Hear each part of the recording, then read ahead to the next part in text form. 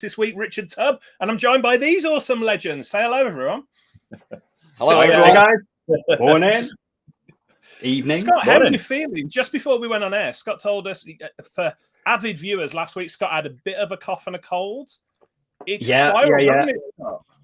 It did. That turned out to be full-on COVID. So I have been literally flat out for a week.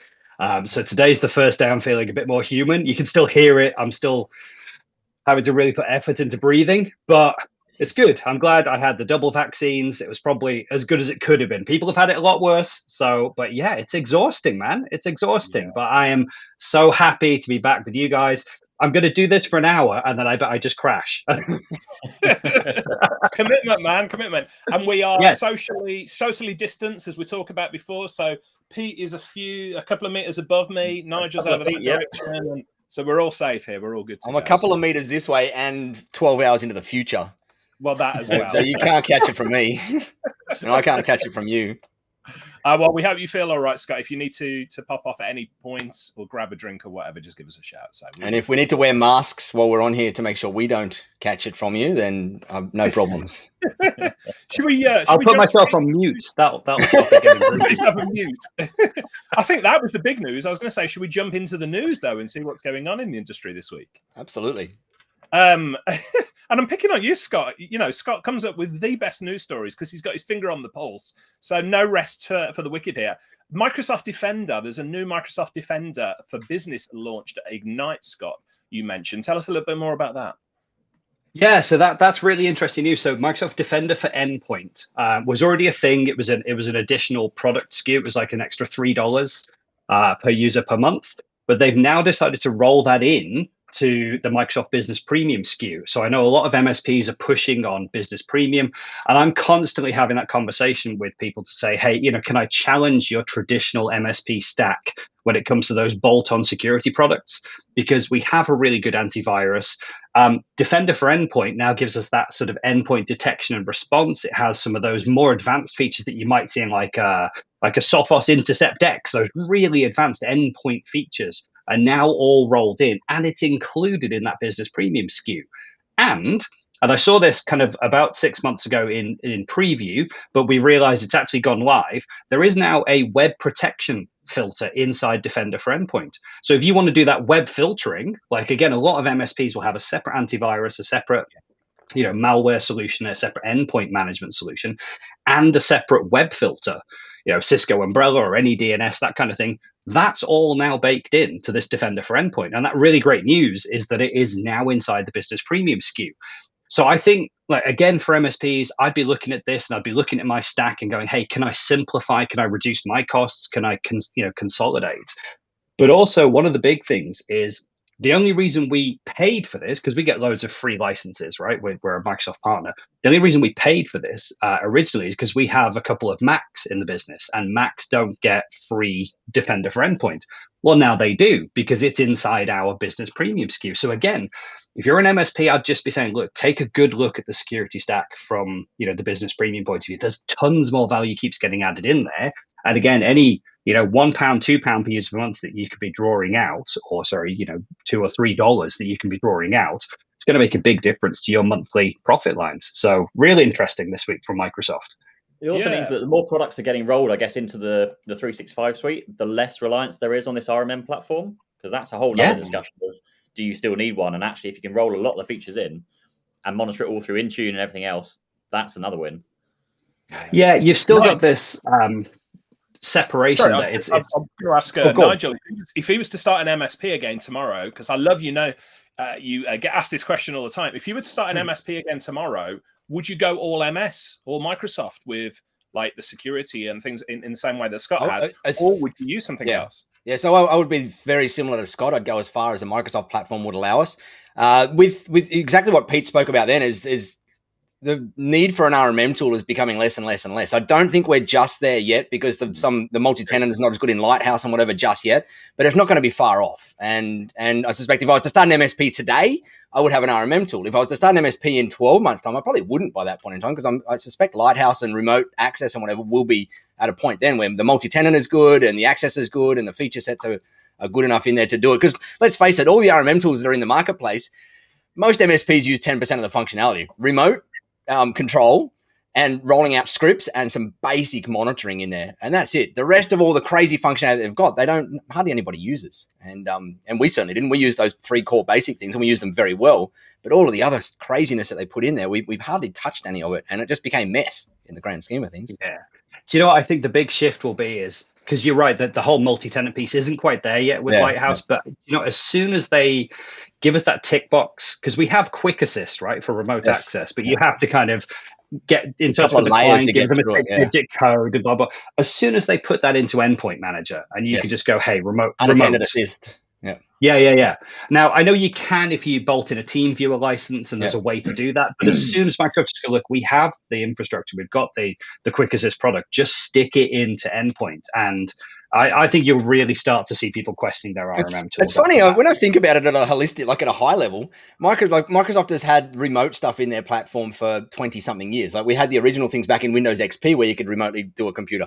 It still surprises me and shocks me that there's still even a need for like team viewers and screen connects and all these things, and that Microsoft just didn't come in and put the category killer in there for free. I don't know why we're still at this point where they haven't, knowing that remote assist is such a powerful part of any IT pro's skill set, not just an MSP, but anyone that's doing that. Microsoft still struggling to get printing. Sorry, what was? You said that, but are Microsoft still struggling to get printing working properly? Yep. Nigel, I think you hit the nail on the head earlier, though, when you said that, when people only use 10% of an RMM tool, Microsoft have got that problem multiplied massively. Oh, yeah. Historically, Microsoft Word, Excel, everything, people only use it for the very basic functions. So I think the biggest, I'm going to respectfully disagree with the three of you in the terms of the RMM market. I think it's going to be around for a long time to come. And I think it's not because it's going to have killer features above what Microsoft are offering. It's just that Microsoft, I think, do a much poorer job of enabling their partners to understand how to use it in a real world situation. Whereas the RMM vendors are just focused, honed in. We're probably giving them too much, and sorry, Microsoft, but we're probably giving them too much credit for what they could do in 12 months' time here. And you're right. Like, I want them to be able to get to that point where Lighthouse is going to be bloody awesome and whatnot. But if we look at historical stuff in there, like the reality is that these RMM tools have probably got another 5 years in them and maybe 10 years in them versus the 12 months that I just mentioned in there. When you, I feel like it's the server virtualization once again. Like I remember having discussions with clients way back, and it's like, oh, the client was saying, we're not going to need to replace our server next year, are we? Like, you probably will. I don't think we're quite there yet. Like, no, we're going to write all that cost off. We're going to spend it on something else, and we'll just do the cloud. And obviously 12 months comes around, quote for a server, it's still not there yet. I feel like it's going to be like that, but I can definitely longer than what we think. Both sides. Yeah. It's true. Just need people like keep pushing feedback requests to them to speed the process up. And the other thing I was going to say, Microsoft are also sort of battling on two fronts here. So they've got the direct market and they've got the channel market as well. Whereas the RMM vendors, the PSA vendors, they're focused on one area, which is another reason that the features tend to get adopted quicker. Let's have a look. They're just very agile too, which is. Ben says, couldn't agree more, Richard. I'm going to pick that one out because it's the one person who agrees with me. Good morning, Theo. Who else we got? We've got Craig. We've got lots of people joining us live. Please say hello on whatever platform you are joining us live for. Scott, I'm going to pick on you again because there's a story here that I know nothing about. Same. And I want to see if we can get you to lose your voice on air as well. So I'm going to keep coming to you for these things. But Microsoft again, it says Microsoft is auto meta this week with Mesh for Teams. Tell us more about this. Mixed reality, augmented reality. I will. I don't know if Pete, if you, sorry, Nigel, you can just highlight my screen that I'm sharing. So yeah, there you go. So I said Microsoft are also Meta this week because of course Facebook have rebranded their holding company to Meta. But Microsoft are also making their steps and talking about their Metaverse capability. So this is their augmented reality version of being able to host meetings. And so essentially creating digital twins of existing spaces so that you can come and meet people as an avatar.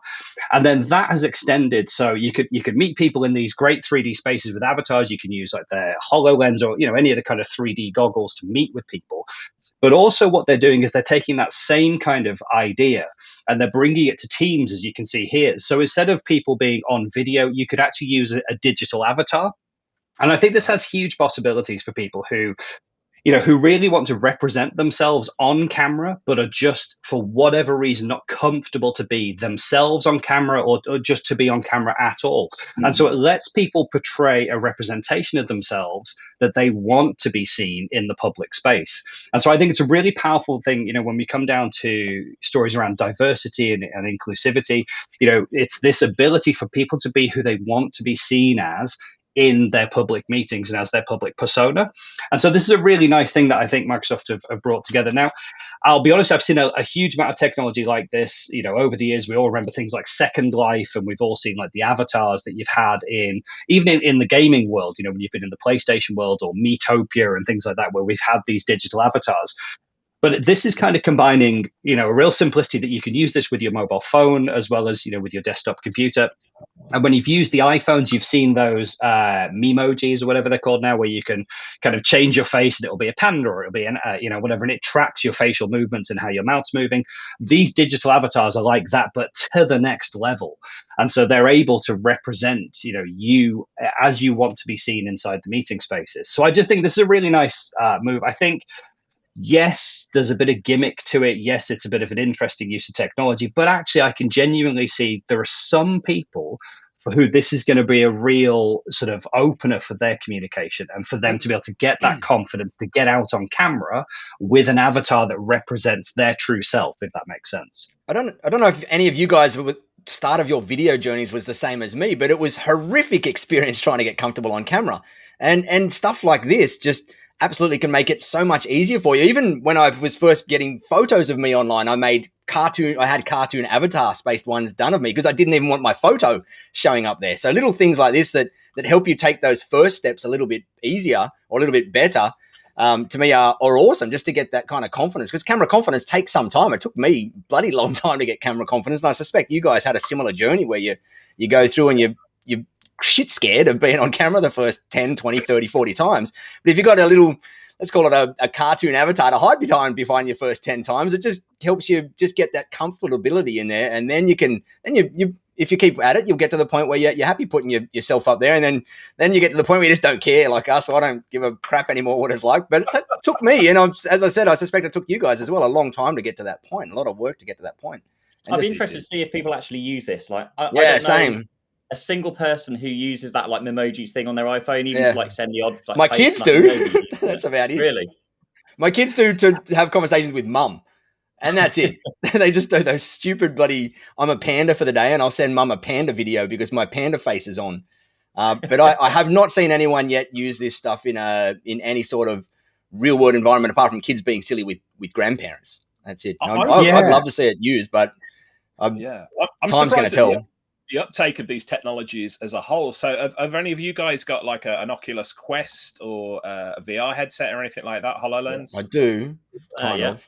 Yeah, there's one in the background. It's interesting. I asked the question on the Tech Tribe the other week in the forums because I was introduced to the Oculus Quest 2 by James Steele across at Zen Software. He says, you've got to try this out in the way that people who get it are trying to tell other people, oh, this is awesome, you've got to check it out. And the rest of us go, yeah. Huh? So anyway, I bought one on a whim, and it's incredible. Like, it is mind-blowing technology. Like, it is leaps and bounds ahead.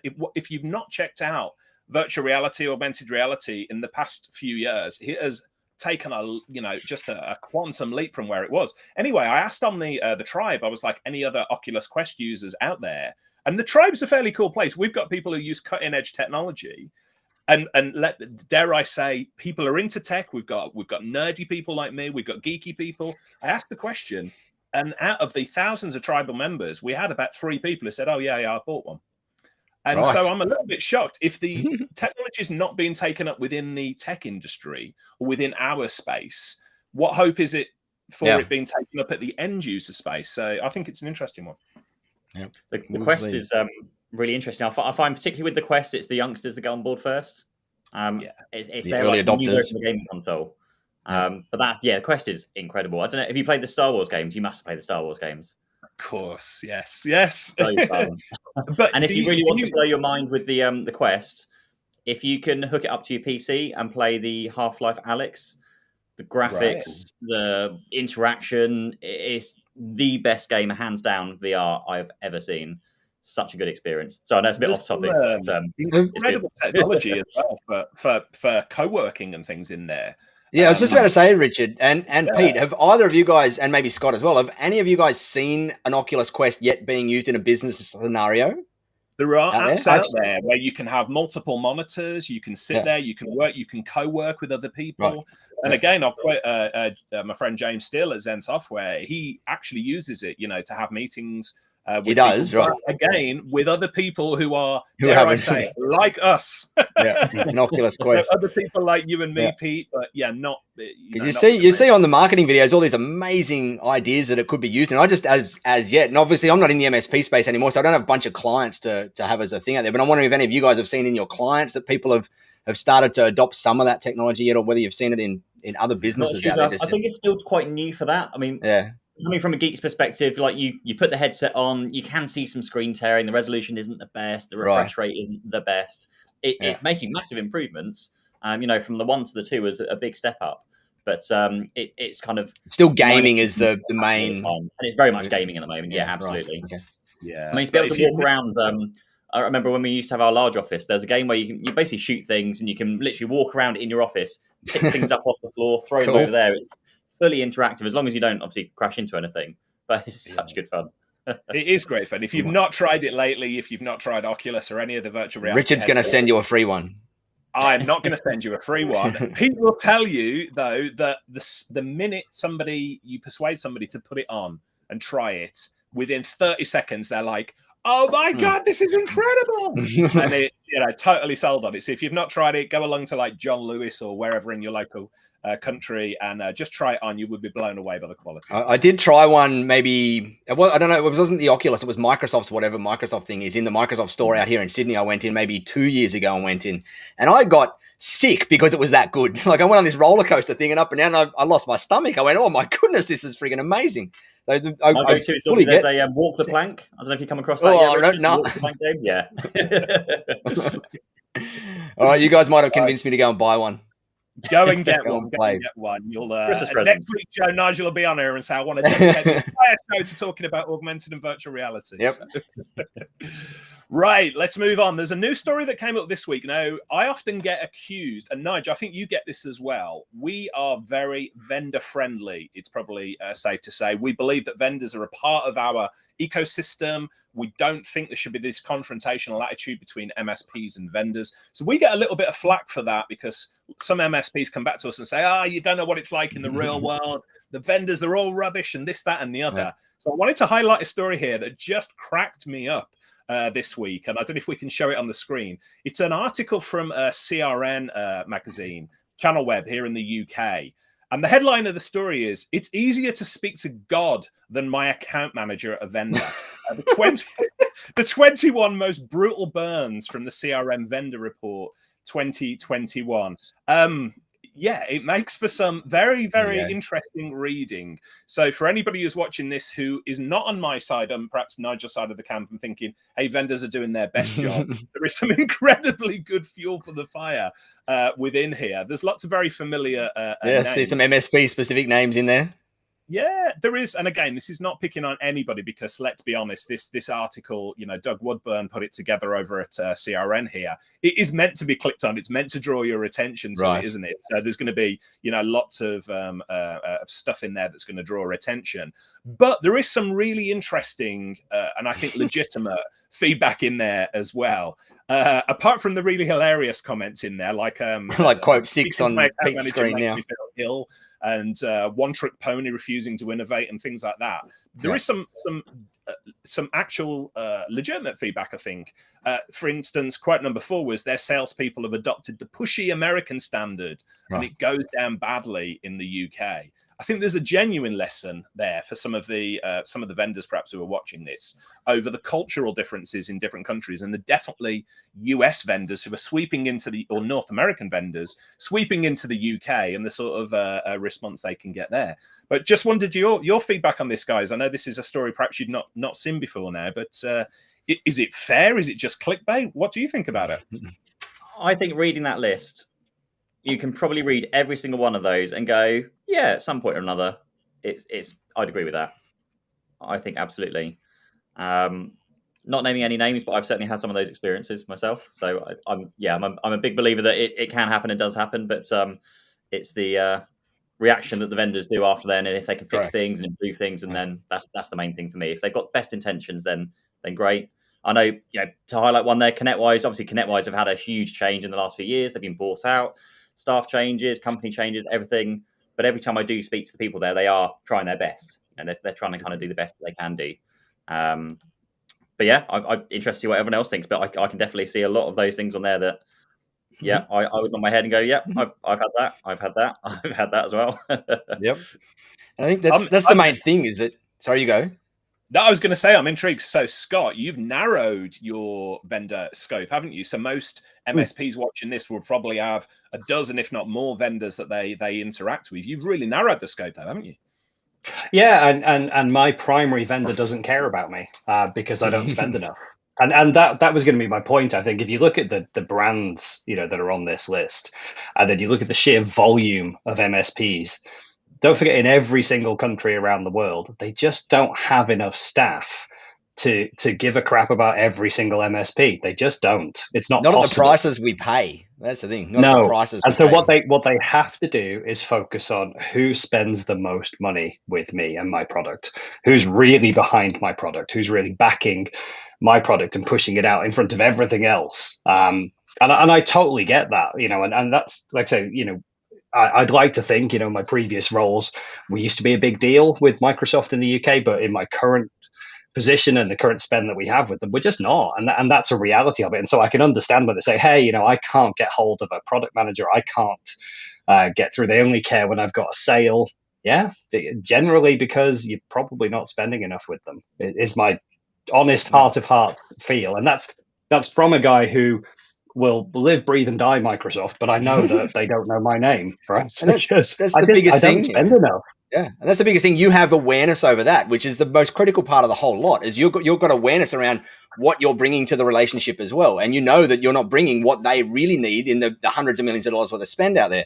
And I think whenever I see MSPs out there that are kicking and screaming at the vendors out there, it's typically the 1 and 2 and 3 person businesses, and they've got a completely unrealistic expectation of what the vendor should be bringing to them at the level that they're able to spend at that vendor. And if they put themselves in the vendor's shoes and go, okay, well, you're giving me this amount of money, I'm making this much profit of you, how much more can I dish to you without turning it into a complete loss out there?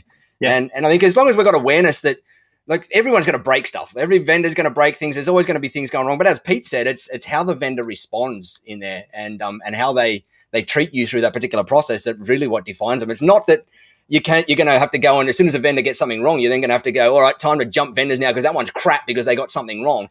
Every vendor you deal with is going to get something wrong. No matter how many vendors you got, no matter how little vendors you got, they're all going to get something wrong. Just like we get stuff wrong in our MSPs all the time. And in the Tech Tribe, we get stuff wrong all the time. But we like to think it's how we approach and respond to that keeps our clients with us and maintains that loyalty out there.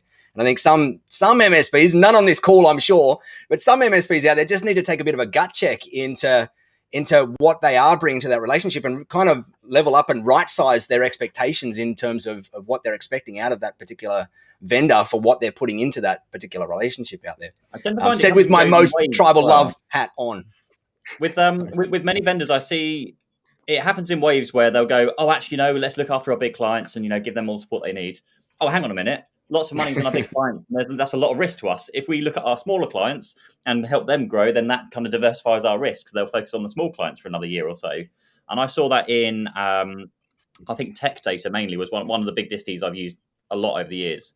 And they would kind of flip-flop back and forth between focusing on the bigger clients to like giving you a personal account manager. Oh, now you've got a group account manager. Oh, now we're not going to worry about you at all and you can just place your orders through the website. Oh, hang on a minute, you're important again. And it's just that constant back and forth that gets so frustrating as an MSP owner to know where you stand and do we have an account manager now? Has it changed? What do we do?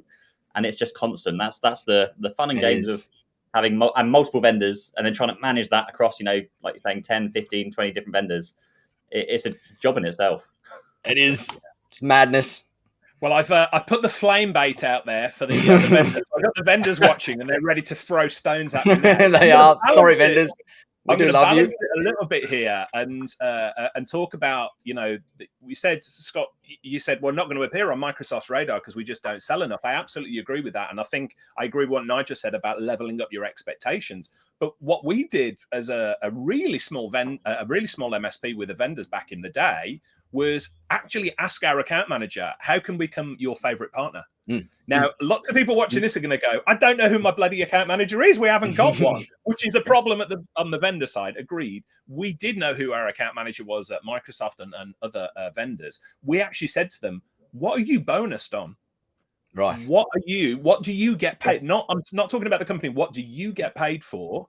And sometimes it surprised us with the answers we got back. It wasn't all licenses. So, for instance, I remember we worked with Trend Micro back at the day, and our account manager, a lovely lady called Brie, she told us that, I get compensated on the amount of your engineers that get certified, new partners that come on board, and other things like that. So we said, we can help with that. We'll commit to getting all of our engineers certified.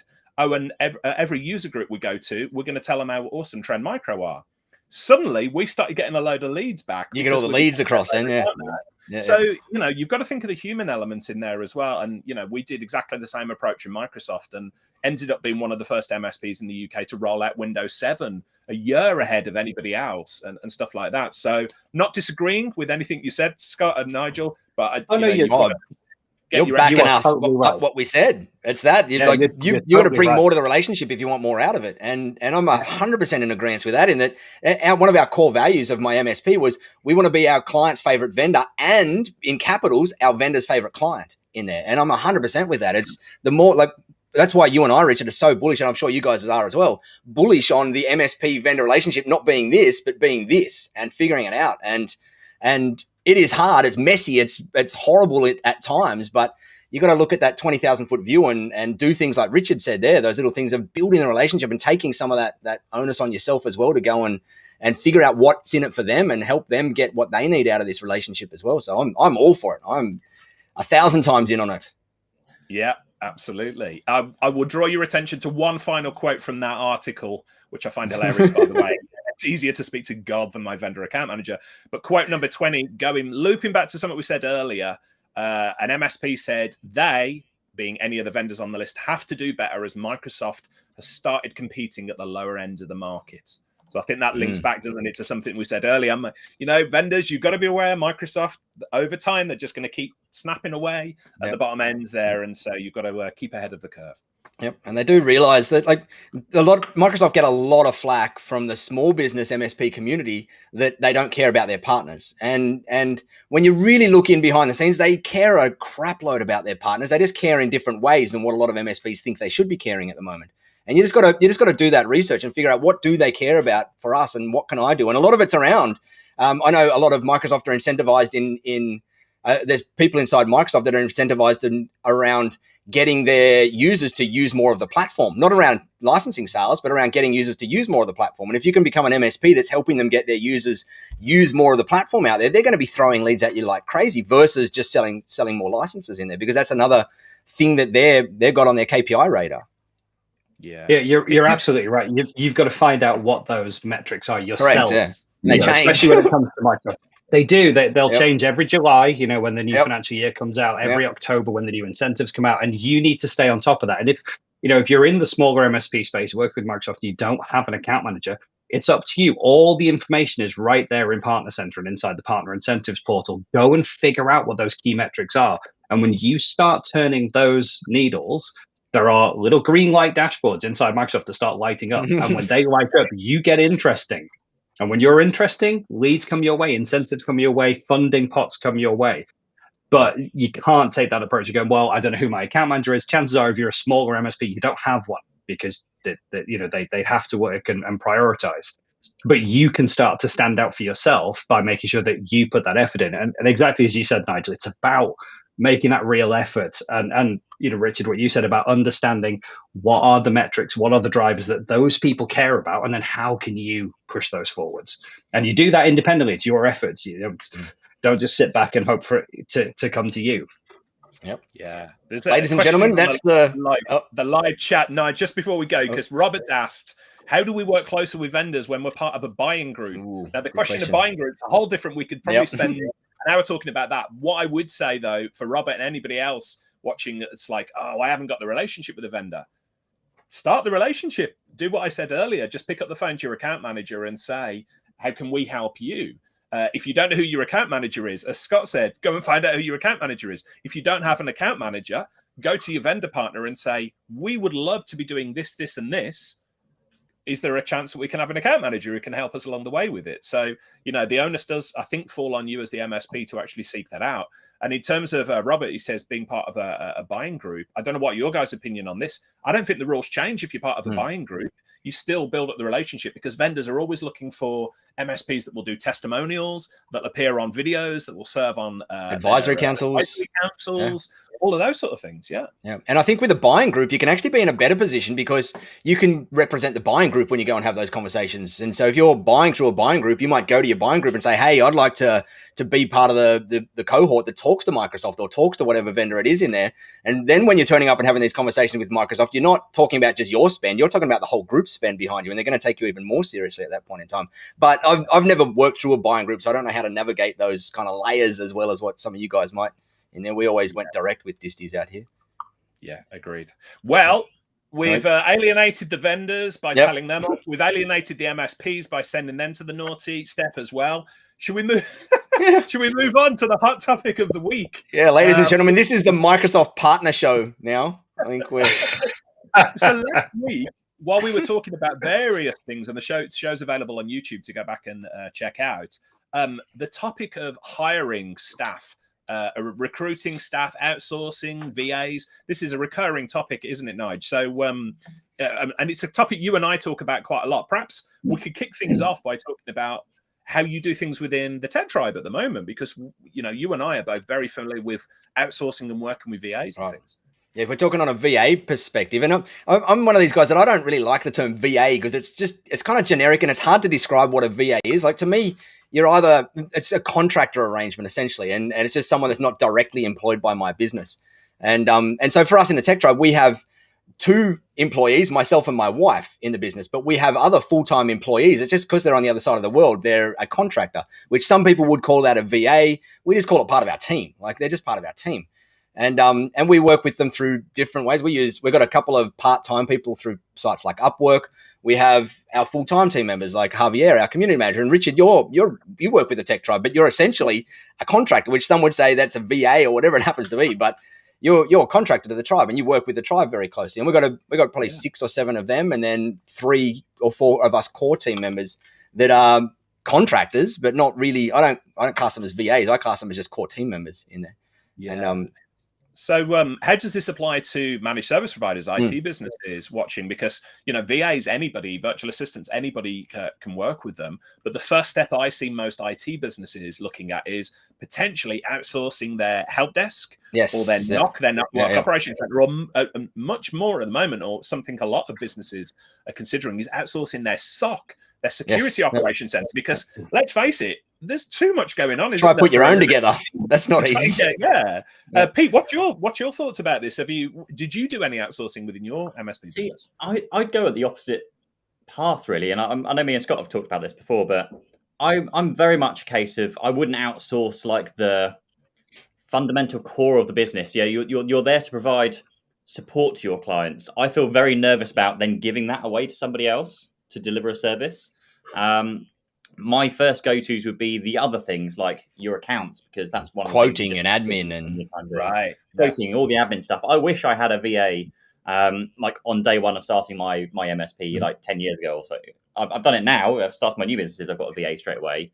It just saves so much of that admin time, and then you can spend the time kind of finding and delegating the other tasks. And it's that whole thing of just going through your working day, write down everything you're doing, and then just going through later on and going, do I actually need to do any of this or some of this? And just highlight the ones you want to get rid of and then find people to do them.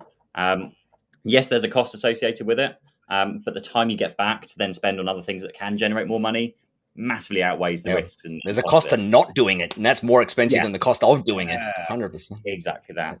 But I know there are some fantastic, and I've chatted with Jason, Uptime Solutions. He's a fantastic guy. They've got a great business.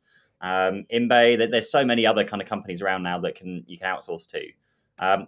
Maybe I'll pass to Scott, because I know Scott's got some actual working experience of outsourcing the help desk. It's something I'd never considered before, and now I've spoken to Scott, I probably would be. That's like my first go-to now. Is set up a new MSP, just outsource the help desk. Makes it a lot easier, less stress. It's the commoditized part now, and it's becoming more and more commoditized. So it's becoming easier as a service to get your help desk. Yeah. When in doubt, ask what would Scott Riley do? That's correct. Just outsource it all to Scott, who will outsource it to someone else. It to someone else.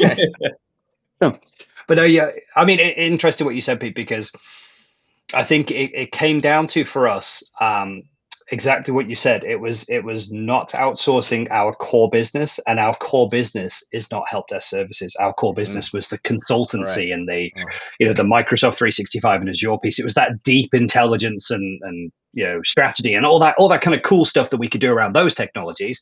And as part of that, we were like, but once you've done this cool project, it's got to be supported. And I didn't we were only a small team.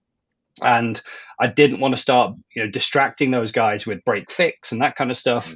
Absolutely, as an escalation, if someone in a first or second line couldn't get there was an opportunity, I guess, here in the UK to bring in apprentices or that kind of thing and sort of grow, skills in house.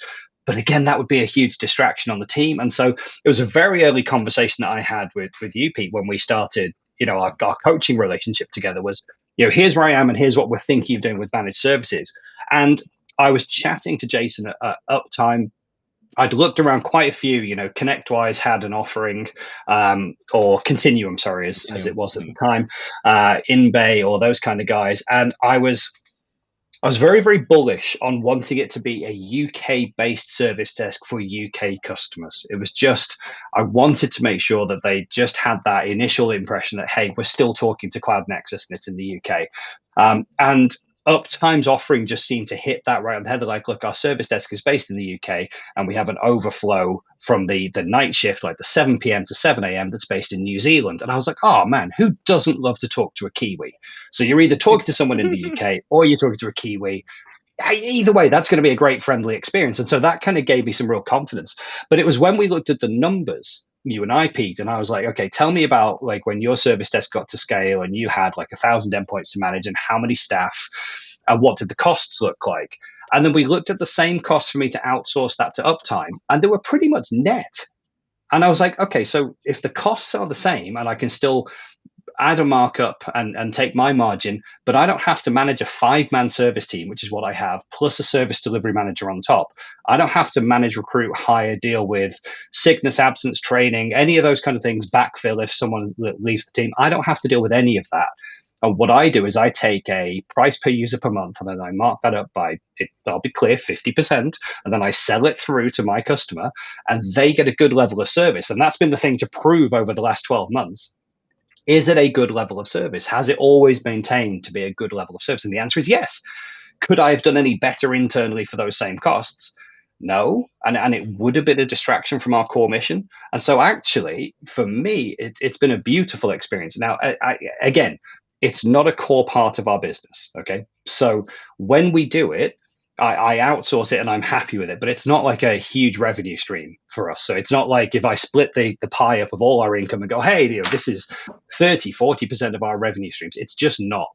The majority of our stuff comes from professional services and projects and things like that. So take that in mind, when I talk about this stuff, but I can still see that model scaling really well. And it's about choosing the right partner. And for me, this isn't an advert for Uptime, but Jason and the team at Uptime have been amazing for us. And the customers get a great sense. They get to know the same 5 people. It's their pod. They know them by name. I think that there are some downsides. We don't have a control over it. And so, if there is a service issue or if it's not performing properly, we will speak to the team at Uptime and say, hey, can we do a bit better? You're not directly in control of that, so that there is some discomfort. But you've got to be sure at all times that they're representing your brand in the best way possible. And I genuinely think with our outsource arrangement, that works. That is a huge thing. But it's on you then to make sure and set those expectations that it does work for your customers. Yeah. So surely when scaling a help desk team, like in that kind of sense, does it get to a certain stage where it grows and actually it makes sense to then bring that role in-house? I keep looking at that and I think where is the scaling point, where is the changing point, and that was that conversation with you really early on, which said, hey, when we got to 1,000 endpoints, it was this much cost per month in staff costs and all the effort around that, and I look at it and go, but if this team are still doing it and they're doing a really good job, why would I bring it in house? It's not a cost, but if it was a quality issue, then I would say, okay, now I'm going to look to bring that in house because I want to take control over it.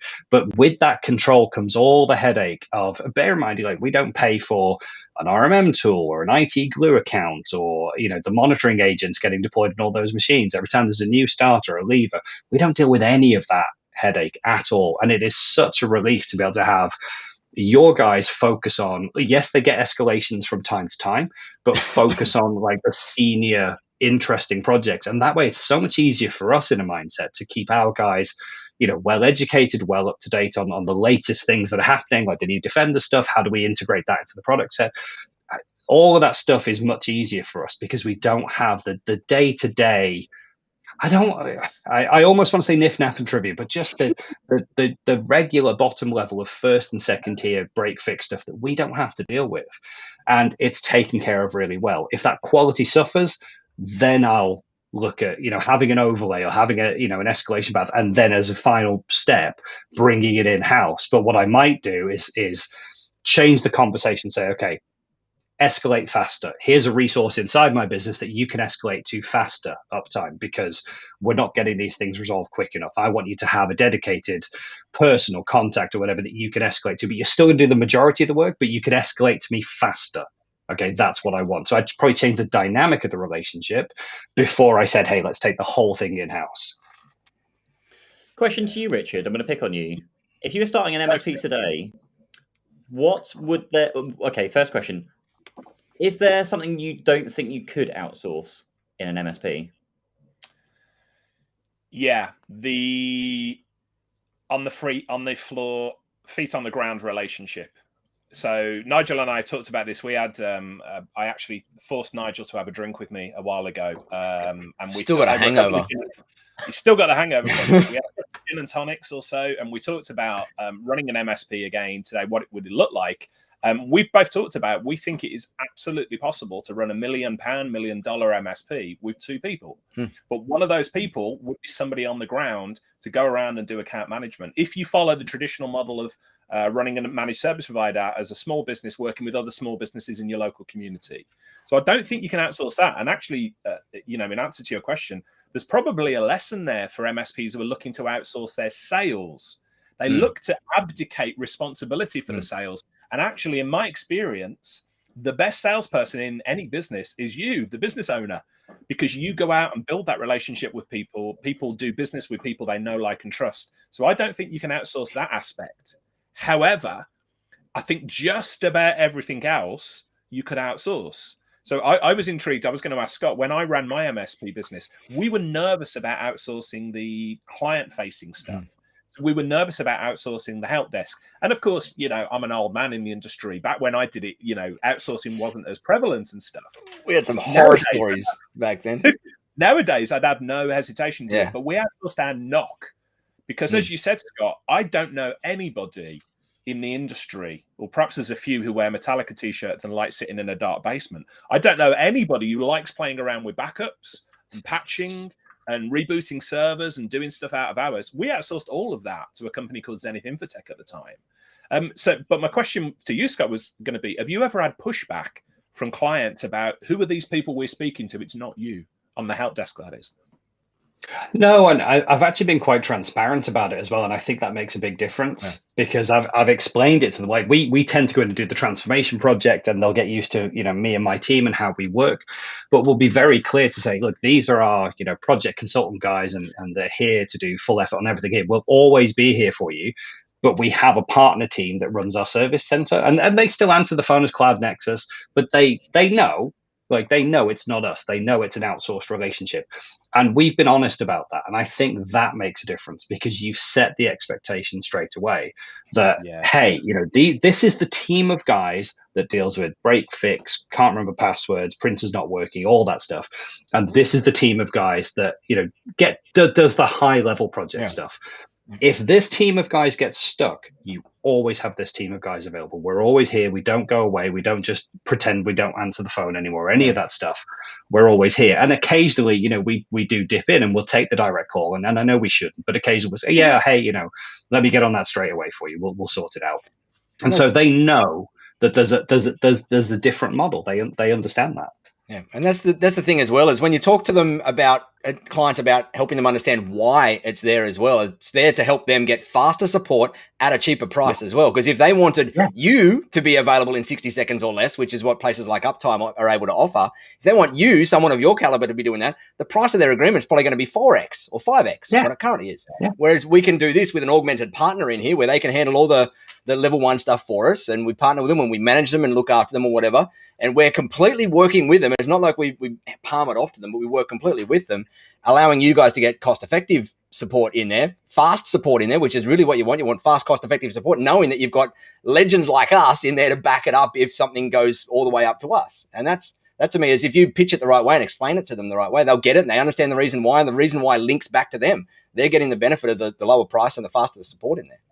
Yeah. And I've got to look at the model, the financial side of things for us. You talked about being like $1 million service provider. We are not far off. We will be 3 years old by the time we get to our next financial year. And at that stage, we'll be about $800,000 in turnover with essentially 4 staff. Now, I have many conversations with other MSPs who are 10 or 12 years old, and they're at £1 million turnover in that case. And they have about 14 people typically. And I look at that and I'm like, it took you 10 to 12 years to get there. You have 14 people and now you're at that £1 million turnover. That was us. That's great. Yeah, but I don't want that journey. And I don't want all the headaches and all the break fix and all the people that, and the staffing challenges that come with that. I am so blessed with the team that I have, genuinely. And even this last week has highlighted that to me spectacularly, because I've just been completely out with COVID, and that team have just run the business and I've had to do nothing. That's the amazing team that I'm blessed with. I can see as you scale that, it's going to get more challenging. So I am in a lucky situation. I understand, I'm not running that 15-year-old business with 10 or 12 staff. But I genuinely think we can get there really, really quickly. Has anyone got an affiliate link for Jason and Uptime that we can pop in the chat here so we all make millions off the referrals? We can be rich on this. He needs to get a referral program because I need to be on. I do hear a lot of good things about their service offering. He gets spoken about, and like we're not pushing Uptime solutions over any of the other players out there. No. As you said, there's InBay, there's Barracuda, there is Connected. There's loads out there. I think, and this is going back to our conversation earlier about the vendor MSP relationship as well. Jason is known throughout the tech tribe in the industry as being such a go-giver. He, just helps people without ever mentioning Uptime Solutions. He would just talk about the business in that. So that's the reason he's growing. So there's probably a lesson there, isn't there, for everyone? He doesn't need a referral scheme because everybody loves the guy and refers business across to him. So. But I think it's the model works. The model works. You can outsource, something that seems like a key part of your offering. But I would argue, like I say, it frees up your guys and it frees up their mental capacity to be better and sharper and faster at all the other things. So when the escalations do come, they've got so much energy for it because they're not dealing with that day to day. Yeah. And the industry's had 12, 14 years to mature from when Richard and I first used Zenith Infotech back in the day. Oh my goodness, we had some dramas with that back then. And but it's 10, 15 years worth of maturity during that time. Changes things drastically, and it's still a highly complicated relationship. Like if you're going to set up an outsource NOC relationship, it's not like this. You just slot it in and it works. Like it's going to be months and months of figuring out where lines are drawn and boundaries are drawn and setting expectations and making sure documentation is up to speed, because that's one of the biggest ones that people find when they go into an outsource relationship is they've got these massive documentation gaps in their business. But you push through that 6-month window, and most people I see it's kind of a 6-monthy, maybe. Scott, you might have some more data on that, but 6-monthy kind of window you got to push through, which is horrible because you're finding all these documentation gaps and everything. But once you get out that other side and you're where you are now, that's where you see the fruits of these relationships. And I see it a bit like taking a new member of staff on. You don't just plonk them in the chair and say, right, get on with it. Or if you do it, they don't stick around very long. Yeah. But this is like 5 new staff members. It's like taking a member of staff on who, if you invest in the relationship and make them feel part of the team, that member of staff can grow and grow and grow and grow and grow and scale pretty much infinitely.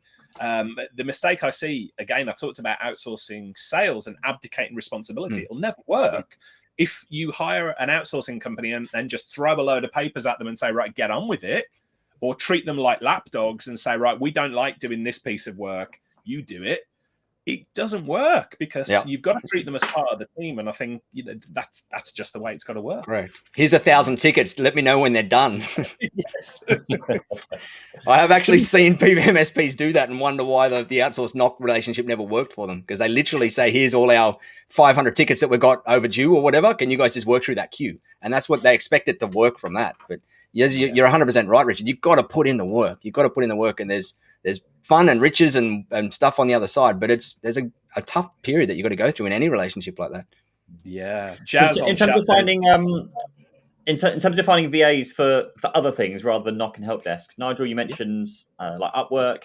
I had a great recommendation. Paul Green recommended Time, etc. Time ETC. They're good. Yeah.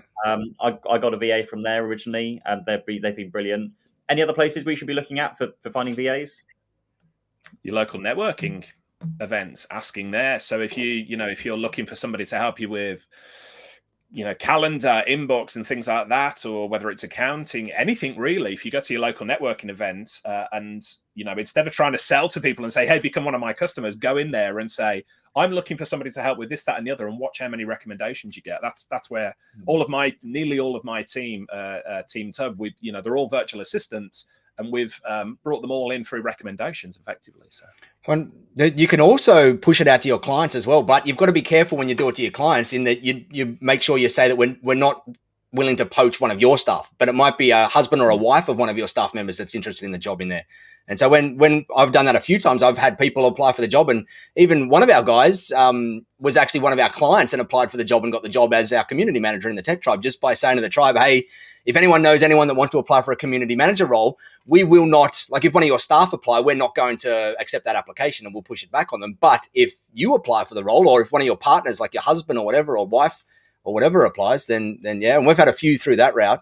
Upwork, as you mentioned, Pete's a great one all the time. But the thing that sometimes turns me off Upwork is that if you then find someone that's awesome and the plan is to have them full-time in your business, Upwork's got their separation fees, which are pretty extraordinary when you go and dig into the fine print if you want to start paying them directly. Because Upwork I think it's 20% of the fees that you give them, they take as a hit that the end user doesn't, or that's their fee on top. And if you want to then hire the person directly, you've got to figure out how much that person, or Upwork goes and figures out how much that person has charged on the platform at the highest hourly rate ever, times it by 2,080, and then divides it by 12 or 14% and says that's your recruitment fee to pull them out so that you can hire them directly.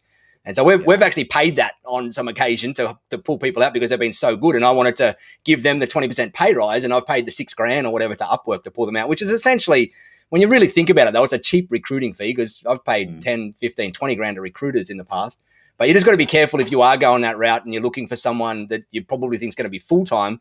Be wary that if you want to get them out of the Upwork relationship, there's a 5, 6, 7, 8, 9 grand thing in there that you've got to go through. But it's an incredible resource because, holy crap, you can find people from any discipline in there within hours. And we use it all the time. We got all our experts at just little things. Like we've got a vMix expert, and we've got a graphic designer, and we've got all these people that work on the team that are just part-time people that we've found through Upwork, and they're amazing because they're available, they're quick to find, and the platform manages it really well. It's just when you go to full-time people, it can get a little bit pricey in there because of the recruitment fee. Nigel, you must be surely at the stage now where you have VAs to find you more VAs. Or do you go? Believe it or not, we only got 4 of us that run the tech tribe. We're nice and simple now. I used to have in my MSP, we did. And I had my VA that did a lot of the recruitment stuff for the other admin stuff in there. But I also outsourced things like buying my T-shirts and everything to my VA back then. We had an SOP for buying Nigel's T-shirts and buying everything in I went a little bit overboard once I got into the whole first level VA world and went, I can get them to do everything. They booked in my car servicing and they did absolutely everything for me at that level. hilarious bit in the 4-hour work week by Tim Ferriss, which you could argue started this whole movement. Probably, yeah. Day, but he went through the process of like, okay, let's see what a VA can actually do, and it was like, oh great, clears my inbox, does my calendar, does all these things, and then they started to get into, oh, I wonder if I can get them to organize, my wife's wedding anniversary. But then it reached a stage, it was like, I want this person just ate everything up and delivered it to a high standard. And I think he turned around to her and said, what is the meaning of life? I'm having an existential crisis. She went away and did some research and came back. So, shifted him on a core philosophical level.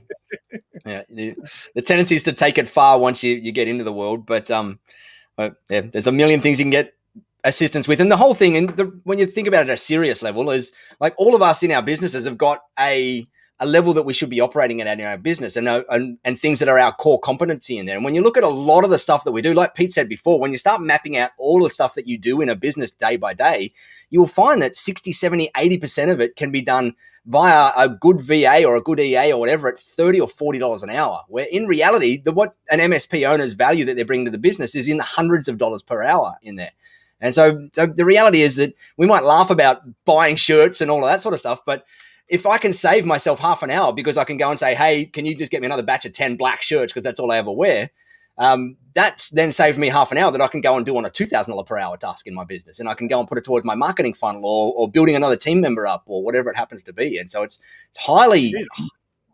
Sorry, what was... Essentially, outsourcing companies that we are as managed service providers, we get to our clients, don't we? And we say, correct. Don't worry about IT. We'll do it. There's better uses of your time. Concentrate on what you're doing. Yet so many people in the MSP industry resist outsourcing, which is exactly the same model. I want to tie up this conversation in the last couple of minutes that we've got.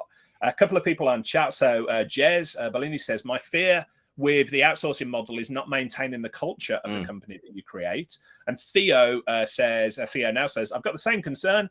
Where does the relationship strength with a client play a huge role in his opinion? Scott, what's your thoughts on this about the culture of a company being diluted or being lost by outsourcing?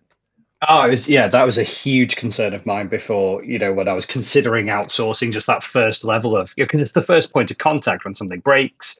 It was a massive concern of mine. But I think what I've had to do, because I know we've only got a couple of minutes left, and I'd love to dive into this, I think maybe on another session. But, what I've made sure is, like I say, is that transparency with the clients to make sure that they know that this is us and this is the level that we work at. And these are the people that we hold the relationship. So service management, TBRs, quarterly reviews, we do those. Huge, That's what we do. And that's the relationship that we constantly maintain. The service desk is the service desk. And so they know that that's there for that break, fix, help desk type thing. And anyone in the business calls, but we maintain the relationships. And so, I had to make sure before we chose the outsourcer that they would represent our values, that they would resonate with how we work. And I say we found a good match. It's really important to not just go for the cheapest option or, the one that's got the most recommendations on Google. Do your research to make sure that it thoroughly represents your brand and it meshes really well. I had to get comfortable with that before I would trust anyone to talk to one of our customers. I think we could delve right into that. Maybe we can do that for another session, but it's a really important thing, Jez. I totally agree. Yeah. And it's got to be right for you and your clients. I think it's quite similar in terms of just speccing out a job for a client, just the scope. You show them the scope, show them kind of where the responsibilities lie, and you provide the escalation path as well. So if there are any issues, anytime, you're always on the end of the phone. They can still get hold of you, still escalate things to you, and then you can go and shout at the right person and whatever you need to do. I definitely think that's worth a longer discussion. Let's explore that again next time then. I want to throw a book recommendation out. I can never go through one of these things without throwing one out. For anybody interested in virtual assistants, there's a book called Virtual Freedom by a guy called Chris Ducker. Got that on the bookshelf.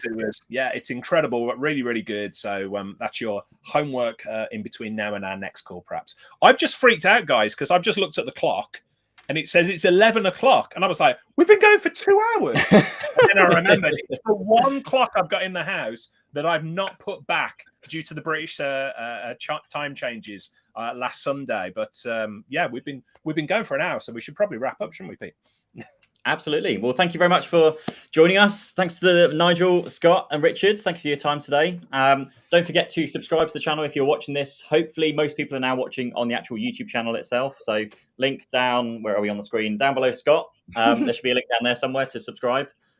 Nigel, are we podcasting yet? What's the the process is underway. It's probably going to take us 2 weeks or so to get them done and up and running. But in the next 2 weeks, we should have the podcast up and running as well. If you want to subscribe on your Stitcher or iTunes or Apple or wherever, it is underway. Podcast cover art's done. The person's starting to. We've got 2 people that we've got to choose from. Going through the VA process at the moment to pick the right person to go and do the work, because there's a lot of work behind the scenes to go and syndicate out to all the things. So it won't be far off. Give us another 2 weeks, and then this will be out streaming, and all the episodes up until now will also be uploaded into there as well.